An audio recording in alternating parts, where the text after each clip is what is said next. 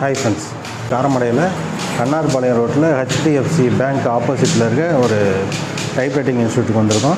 நீங்கள் அரசு தேர்வுக்கு தயாராகிட்டு இருக்கீங்கன்னா இந்த வீடியோ உங்களுக்கு ரொம்ப யூஸ்ஃபுல்லாக இருக்கும். டைப்ரைட்டிங் பழகிறதுனால என்னென்ன மாதிரியான வேலைவாய்ப்புகள் இருக்குது, தேர்வுக்கு எப்படி தயாராகிறோம், இதை பற்றியான விளக்கங்கள் 30 ஆண்டுகள் அனுபவம் உள்ள சார் அவர்கிட்ட கேட்டு தெரிஞ்சுக்கலாம். டைப்ரைட்டிங் எதுக்காக அப்படின்னா, தமிழ்நாட்டை பொறுத்தளவுக்கு டிஎன்பிஎஸ்சி மட்டுமே மக்கள் நம்பிட்டு இருக்காங்க.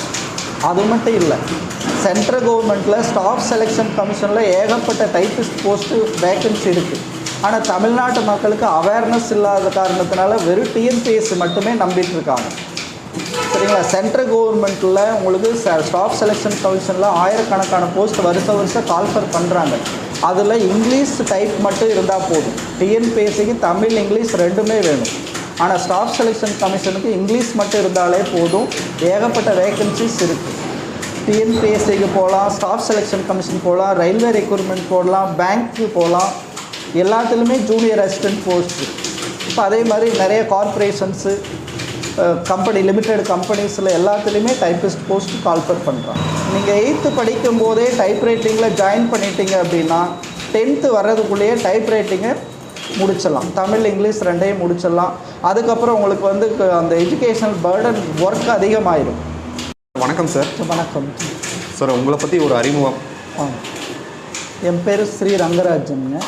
கலைமகள் டெக்னிக்கல் இன்ஸ்டியூட்னு சொல்லி டைப்ரைட்டிங் இன்ஸ்டியூட் கடந்த 30 வருஷமாக காரமடை கண்ணார்பாளையம் ரோட்டில் நடத்திட்டுருக்கோம். எங்கள் இன்ஸ்டியூட் பார்த்திங்கன்னா காரமடை போஸ்ட் ஆஃபீஸுக்கு ஆப்போசிட்டில் ஹெச்டிஎஃப்சி பேங்க் ஆப்போசிட்டில் செயல்பட்டுருக்கு. இந்த பில்டிங்கில் கடந்த ஒரு 12 வருஷமாக இந்த பில்டிங்கில் செயல்பட்டுருக்கு. காரமடையில் நாங்கள் 30 வருஷமாக இந்த தொழில் பண்ணிகிட்ருக்கோங்க. இப்போ இங்கே பார்த்திங்க அப்படின்னா அரசு தொழில்நுட்ப கல்வித்துறை நடத்தக்கூடிய typewriting exam, Tamil and English, COA exam, அதாவது computer course on office automation சொல்லி டிஎன்பிஎஸ்சியில் செலக்ட் ஆகக்கூடியவங்க, ஜூனியர் அசிஸ்டண்ட் கம் டைப்பிஸ்ட் போஸ்ட்டுக்கு செலக்ட் ஆகக்கூடியவங்க கம்பல்சரி முடிக்க வேண்டிய சிஓஏ எக்ஸாம் இங்கே நடத்துகிறாங்க. அது போக டேலி சொல்லித்தரோம். இப்போ டைப்ரைட்டிங்கில் தமிழ், இங்கிலீஷ், லோயர், ஹையர் எல்லாமே இருக்குது. இப்போ இங்கே பார்த்தீங்கன்னா டைப்ரைட்டிங் எக்ஸாமுக்கு 8th பாஸ் பண்ணவங்க ஜூனியர் எக்ஸாம் போகலாம். 8th பாஸ் பண்ணால் ஜூனியர் எக்ஸாம் போகலாம். ஜூனியர் பாஸ் பண்ணவங்க சீனியர் எக்ஸாம் போகலாம். தமிழ், இங்கிலீஷ். இப்போ டிஎன்பிஎஸ்சி நீங்கள் எக்ஸாம் போகணும் அப்படின்னு சொன்னால் டைப்ரைட்டிங் போத் ஹையர் அவங்க கேட்குறாங்க. தமிழ், இங்கிலீஷ் ரெண்டுமே பாஸ் பண்ணியிருக்கணும். ப்ளஸ் இப்போ அடிஷ்னலாக சிஓஏ எக்ஸாம் கம்பல்சரின்னு சொல்கிறாங்க. நீங்கள் ஜூனியர் அசிஸ்டண்ட்டாக போனாலும் சரி, டைப்பிஸ்ட்டாக போனாலும் சரி, கம்பல்சரி சிஓஏ எக்ஸாம் அது முடிக்கணும் அப்படின்னு சொல்லிகிட்டு இருக்காங்க. இப்போ சிஓஏ எக்ஸாம் கடந்த எக்ஸாம் வரைக்கும் பார்த்தீங்கன்னா 2 பேப்பர் மட்டும்தான் இருந்துச்சு. ஒன்று பார்த்தீங்கன்னா ப்ராக்டிக்கல், இன்னொன்று தியரி. ஆனால் புது சிலபஸ் இப்போ பார்த்தீங்கன்னா 4 பேப்பர் பண்ணியிருக்காங்க. வர எக்ஸாமில் இருந்து அடுத்து வரக்கூடிய எக்ஸாமில் இருந்து 4 பேப்பர். என்ன அப்படின்னு பார்த்தீங்கன்னா சிஓஏல theory 1, practical 1, typewriting 30 words per minute கம்ப்யூட்டரில் நீங்கள் டைப் பண்ணணும். அதே மாதிரி இங்கிலீஷ் 30 வேர்ட்ஸ் பெர் மினிட் இங்கிலீஷ்லேயும் தமிழ்லேயும் டைப் பண்ணணும். அப்போ தமிழ் ஒரு பேப்பர், இங்கிலீஷ் ஒரு பேப்பர் கம்பல்சரி பாஸ் பண்ணணும். அப்போ இதெல்லாம் பாஸ் பண்ணணும் அப்படின்னு சொன்னால் நீங்கள் கம்பல்சரி டைப்ரைட்டிங் எக்ஸாம் முடிச்சிருக்கணும். டைப்ரைட்டிங் இருந்தால் தான் நீங்கள் கம்ப்யூட்டரில் ஸ்பீடாக டைப் பண்ண முடியும். இங்கிலீஷாக இருந்தாலும் சரி, தமிழாக இருந்தாலும் சரி, நீங்கள் கம்ப்யூட்டர் ஸ்பீடாக ஆப்ரேட் பண்ணணும் அப்படின்னு சொன்னால் அதுக்கு கம்பல்சரி டைப்ரைட்டிங் தேவை. இந்த டைப் எக்ஸாம் பார்த்திங்கன்னா வருஷத்துக்கு 2 டைம் கவர்மெண்ட் நடத்துது. பிப்ரவரி மாதம் 1, ஆகஸ்ட் மாதம் 1. பிப்ரவரி லாஸ்ட்டு சாட்டர்டே சண்டே எக்ஸாம் வரும். அதே மாதிரி பார்த்திங்கன்னா ஆகஸ்ட் மாதம் கடைசி சாட்டர்டே சண்டே எக்ஸாம் வரும். இதுக்கான அப்ளிகேஷன் இந்த மாதம் ஓப்பன் ஆக போகுது. இந்த மாதம் பார்த்திங்கன்னா 15ஆம் தேதி ஓப்பன் ஆகுது. எல்லாமே ஆன்லைன் தான். ஆன்லைனில் அப்ளை பண்ணி எக்ஸாம் மார்ச் 1ஆம் தேதியும் 2ஆம் தேதியும் நடக்குது. சரிங்களா? இப்போ இதில் பாஸ் பண்ணிட்டீங்க அப்படின்னா லோயர் பாஸ் பண்ணால் அடுத்த 6 மாதத்தில் ஹையர் முடிச்சிடலாம்.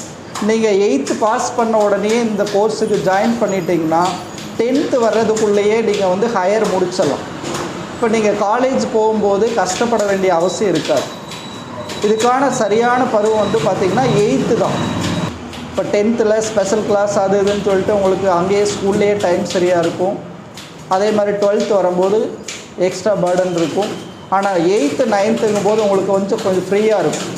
அப்போ இதுக்கு சரியான பருவம் வந்து பார்த்திங்கன்னா 8th பாஸ் பண்ண உடனே இன்ஸ்டியூட்டுக்கு வந்தீங்க அப்படின்னா 10th வரும்போது நீங்கள் முடிச்சுக்கலாம். ஒரு 8th 9th படிக்கிற ஸ்டூடெண்ட்டு டைப் ரைட்டிங் கற்றுக்க வராங்க அப்படின்னா எவ்வளோ நாளில் கற்றுக்கலாம்? இங்கிலீஷ்க்கு எவ்வளோ நாள் ஆகும், தமிழுக்கு எவ்வளோ நாள் ஆகும்? சார், இங்கிலீஷை பொறுத்தளவுக்கு நீங்கள் ஸ்பீடாக டைப் பண்ணுறதுக்கு ஒரு 3 months இருந்தால் போதும்.